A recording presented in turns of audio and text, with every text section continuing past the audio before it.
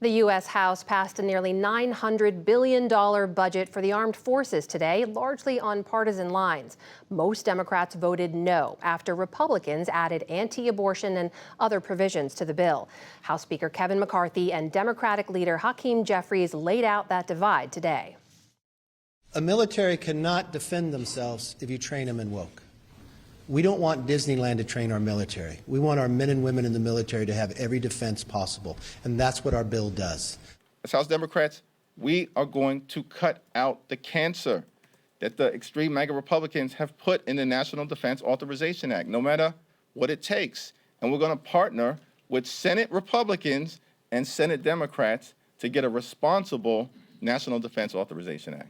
New York Times congressional correspondent Karin Demerjian is here to help us understand the plan's implications for the military and in Congress. Karin, good to see you. Good to be here. So before we get into the details of some of these provisions, just give us the top lines here. What are the key funding changes in this bill? We're looking at a bill that authorizes $886 billion to be spent on various defense and national security priorities.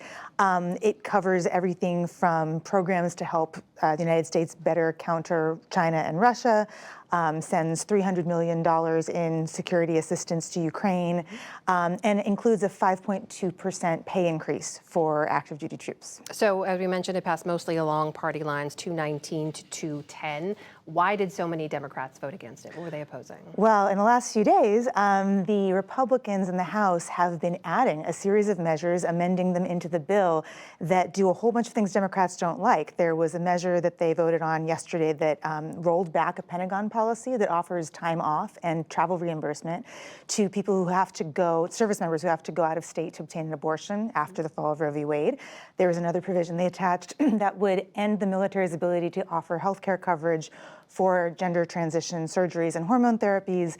And there was a provision that slashed all of the offices of diversity training and the officials that worked in those offices, and another one that today that banned the DoD from actually implementing Biden's climate change executive orders. So all of these things together are anathema for the Democratic Party, and so all but four said, we're not on this anymore.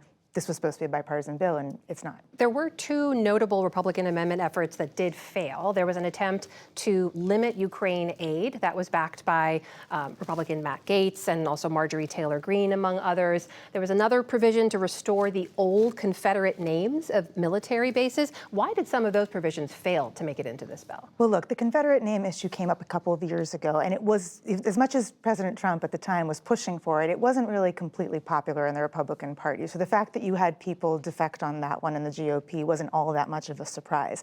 The Ukraine one is really interesting because we always knew that the Ukraine, the initiative to try to cut the Ukraine funding was going to fail. There's too many mainstream Republicans and leaders in that party that have been outspoken about we need to actually maintain the support for Ukraine because this is about the West versus Russia, and we don't want to have to fight a war with Russia and NATO.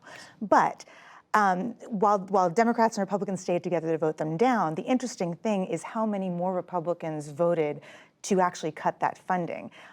About a year ago, we saw 57 Republicans vote against a bill that was just to send about $40 billion of humanitarian and military assistance to Ukraine to help with the war effort. Now we saw 70 Republicans say no more money for Ukraine, and I think it was about 89 Republicans that said, let's cut that $300 million program that I just mentioned.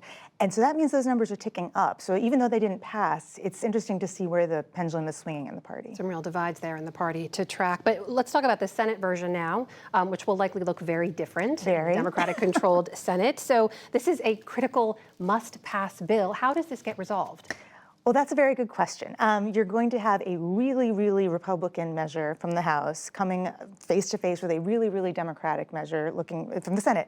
Now, if this were left just up to the chairs and ranking members of the Armed Services Committee, I would say that it would end up being a very boring bill. The four of them actually wanted to do a bill that was going to be very bipartisan, that was not going to get into these culture wars fights. And if you just left the four of them in a room together to work it out, they'd probably say, let's just, we did what we needed to do, but let's just do something that we can pass with both houses of Congress and a strong bipartisan majority.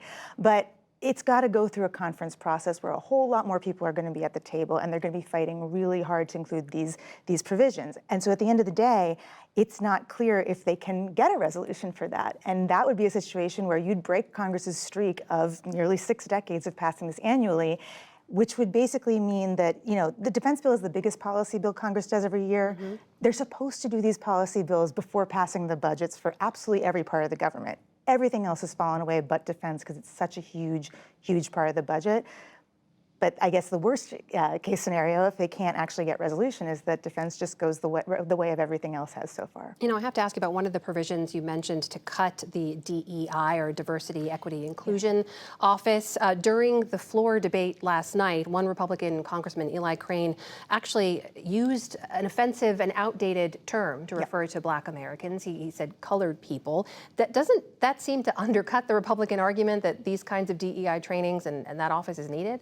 Yeah, there were a lot of Democrats that went on the floor after that to say you need DEI training in Congress if that's the terminology that you're going to use to describe this stuff. I mean, look, the GOP won its fights in the House. It's not going to win the fights through Congress. They're going to have to make compromises. But they've also been making their argument based on this line of, we don't need DEI training. It's a waste of money. It just encourages more racism. Everyone's equal. Let's just say that. But the onus is on them to kind of walk the walk. And if people like Eli Crane are using the terms that they do, it really undercuts the argument that they're making and makes it look like they're actually trying to roll things back. A lot to track there. We know you'll be following it all. That is New York Times congressional correspondent Karin Demirjian joining us tonight. Karin, good to see you. Good to see you too. Thank you.